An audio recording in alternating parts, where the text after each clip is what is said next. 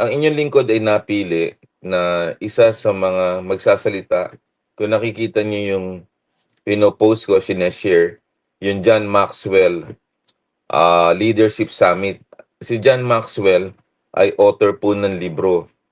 Pagka tiningnan natin on leadership, siya isa sa kauna-unahang binabasa natin na leader. At ang inyong lingkod ay napili na magsalita sa February 18 dyan ho sa BGC, sa isang leadership summit on, na ang mga miyembro po ay international as well as local. At ang mga naimbitahan po doon, ang inyong lingkod, si Karen Davila, I think si Vice Mayor Gian Soto, at marami pa. At ang magiging topic ho natin, paano natin ita-transform ang Pilipinas sa isang matagumpay na bansa. At February 18 po yan, at babalitaan ko kayo.